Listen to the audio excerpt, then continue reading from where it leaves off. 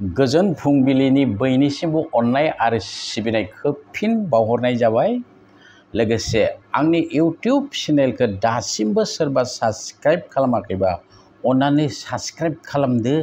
बिदा फंबाय जाथि बंस बयनोबो शेयार खालामना होदो आरो खाथिनि बै बेलखौ क्लिं मारिना होदो। थ' बिदिब्ला आं थांनोसै दिनै जायफोरा आंखौ माने जाम्बा एबा आलु गेसेव बुंदों बिथांमोननि थाखाय दिनैनि भिडिअ'आ ओमफ्राय पलिटिक्सनि सायाव। व्हाट इज द पलिटिक्स? राजनिति, पलिटिशियान, राजनितिबिद, पलिटिकेल साइन्स, राजनिति बिगियान, बियो मा? राजनितिबिद माबोरै जानो हायो? जाय बिमा बिफाफ्रा गावनि फिसाखौ पलिटिशियान जाजानो लुबैदों बिथांमोना 10 बोसोर आवगायनिफ्रायनो प्लेनिं खालामखानांगोन। जेरै बिथांखौ बे फरायसाखौ क्लासनि इउनियन सेक्रेटारि खालामनो नाजानांगोन, गासै कलेजनि इउनियन सेक्रेटारि खालामनो नाजानांगोन। बेनि उनाव स्टुडेन्ट इउनियन, फरायसा आफादजों लोब्बा थानानै बेनि गेजेरजों मेम्बार, सेक्रेटारि, प्रेसिडेन्ट जानो बिथोन होनांगोन। लोगोसे बिखौ गेजेर गेजेर लेक्सार मारिनो होनांगोन जेब्ला बिथाङा कलेजाव गाखोगोन। जेब्ला कलेजाव बारखोगोन अब्ला बिथांखौ पलिटिकेल साइन्स बे साबजेक्टखौ लानो थिन। बिथाङा बे फरायबाय, फरायनानै उनाव जेब्ला BA पास जागोन एक्सपार्ट, पलिटिक्सनि सायाव एक्सपार्ट सासे मानसि जाहैसिगोन आरोखि बियो। बे जाबाय फरायनाय। आरो जायफ्रा मेट्रिकल' पास एबा आन्डार मेट्रिक बिथांमोना माबोरै पलिटिशियान जानो हायो? बिनि थाखाय मा खालामनांगोन? बिनि थाखाय खालामनांगोन नोंथाङा गिबियाव रुट्स लेभेलाव माने नोंथाङा चेयारमेन जानो जुजिनांगोन। चेयारमेन जानानै नोंथाङा जाय पार्टिनि चेयारमेन बे पार्टिनि मोजां खामानि मावनांगोन। लोगोसे नोंथाङा गामि गामि हाबनानै सामाजिक खामानिफोराव नांथाबना थानांगोन। सोरहाबा मानसि थैदों बेयाव खौरां लाहैनांगोन, सोरबा बेराम जादों बेहाय नों फैसा हरनो हानांगोन। बिब्दिनो लासै लासै नोङो ब्लकनि चेयारमेन जादो, पार्टिनि ब्लकनि चेयारमेन माने ब्लकनि बिफा जाहैबाय नोङो। अब्लाथाय गासैबो नोंनि सोद्रोमाफोरखौ, मेम्बारफोरखौ नोङो बिथोन होनो हानाय जानांगोन। नोंनि आखायाव नाथाय थाखाया थाखानांसिगोन। जायनो गोसो, जायनो हरथारनांगौ थाखा, नों गावनि पकेटनि फैसाबाबो होनांगोन। होनानै नोङो आखाइ मुथियाव गासैखौबो लाजोबनांगोन।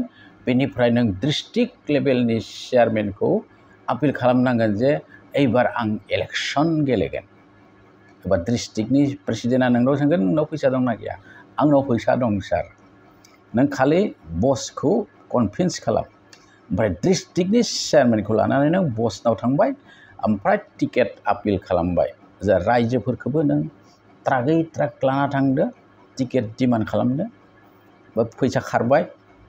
बे जाहैबाय पार्टियाव हाबनानै टिकेट बिनाय एबा गिदिर पलिटिशियान जानाय।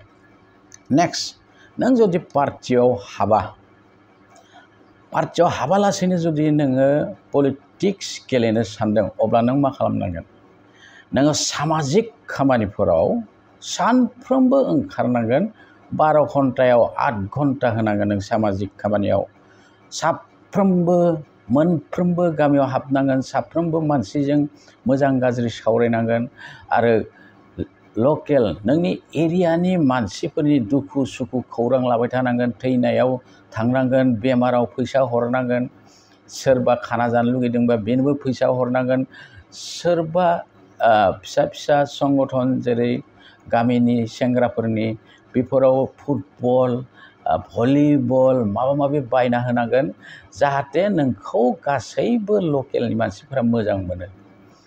बेनिफ्राय नोंनि सायाव नोजोर थासिगोन ओजा पलिटिशियानफोरा मोननै मोनथाम पलिटिशियान ग्रुप हानजाफ्रा नोंनि सायाव नोजोर थागोन ओमफ्राय नोङो लासैनो गेलेदो गेलेनानै नों जुदि देरहाबाय हमना ला मोनसे पलिटिशियान पार्टिनो 10 जन नांबावगौ सरकार दानो बे 10 जननि मादाव नोंबो सासे जाबाय नों हाबाबानो बिसोर सरकार दानो हाया अब्ला नोङो डिमान्ड खालामनो हासिगोन आंनो आमुक पदखौ नांगोन आमुक मिनिस्टारखौ आंनो होनांगोन आमुकखौ आंनो होनांगोन जुदि मोनसे पलिटिक्स पार्टिनो सासेल' नांगौ सासेल' नों जाबाय इन्डिपेन्डेन्टआव देरहानाय सासे एमएलए अब्ला नों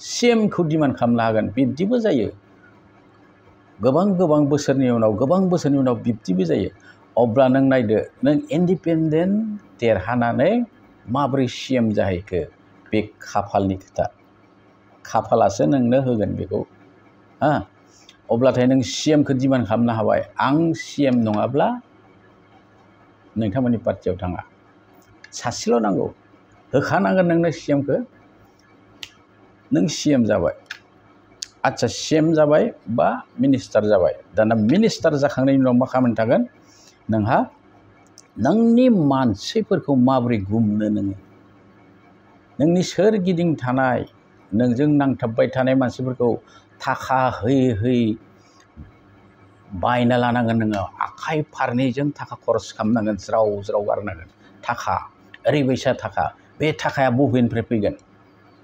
थिकादारफोरखौ नोङो गासैबो मुंदांखा ए क्लासनि थिकादारफोरखौ लिंहरजोबनानै बिसोरखौ आखाइ मुथियाव लानांगोन आरो बिथांमोननिफ्राय पारसेन्ट लानानै रायजोनो गारना होनांगोन नों सामाजिक खामानियाव नोंनि समस्थिनि जेब्ला नोङो बयखौबो नों गोजोन होनो हाबाय बयबो नोंखौ मोजां मोनबाय गिदिर माने जाथायफोराव नोङो हाबनानै सुस्रांना होबाय मोनफ्रोमबो गामियाव थाखा हरबाय मोनफ्रोमबो गामिनि फांसनफोराव नोङो नुजाहैबाय रायजोजों जिरायबाय जाबाय आं बुंदोंना 12 घन्टायाव 8 घन्टा थानांगोन रायजोफोरजों बेनि उनाव नायदो नोंखौ बयबो मोजां मोनबाय बे जाहैबाय नोंनि नेक्स्ट फैगौ इलेक्सननि लामा दानस्रांनाय बेनिफ्राय नोङो मा खालामनांगोन नोंनि थाखा फैसाजों नोङो सरकारि नेग्राखौथ' मोनखागोन नाथाय नोङो गावनि गुन्दाफोरबो फिसिनांगोन मेरला जेराव थाङो नों बेहायनो नोंनि 10 जन गुन्दाया नोंखौ नेखाबाय थानांगोन डाकुफ्रा नोंखौ नेनांगोन नोंनि जानाय लोंनाय खौरां लाग्रा नों जेराव थाङो फालो गारि थांनांगोन जिं ज' खारनो हायाबाबो हयथ' गंथाम गंब्रै गारि थांग्रा नों राजा आरोखि नों पावार माने माया पावार लाबोयो थाखाया पावार लाबोयो थाखायानो पावार लाबोयो आरो नोंखौ थाखायानो पलिटिशियान खालामनो हायो बे जाहैबाय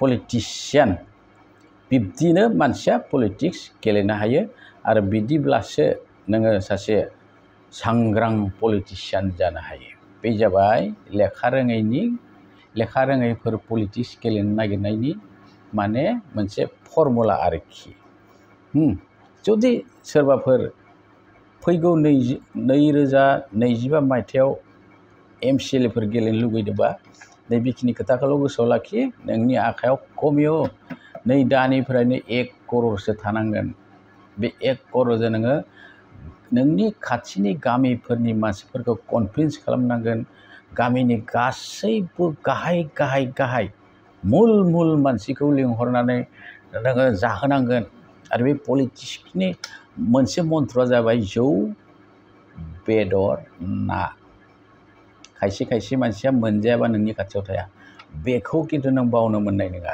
एकदम जेरै खायदा मोनो ओरैनो जाहोनांगोन लोंहोनांगन अब्लासो नोङो देरहालांबाय थानो हागोन बिब्दि खायदा गोरों पलिटिशियान नै दा बर'आव बारा गैयाब्लाबो खमसे खम 50 जनाथ' दं 50 जना मिथिबाय 17 बोसोर आङो बिपिएफनि पलिटिशियानफोरजों न' थांनानै ओंखाम जानाय आरो खायसेजों आं उन्दुफानाय खायसे खायसेजों आं बेदर जाफानाय, खायसे खायसेजों आं जौ लोंफानाय, आं बिथांमोननि मन्त्रफोरखौ गासिबखौबो मिन्थिगौ।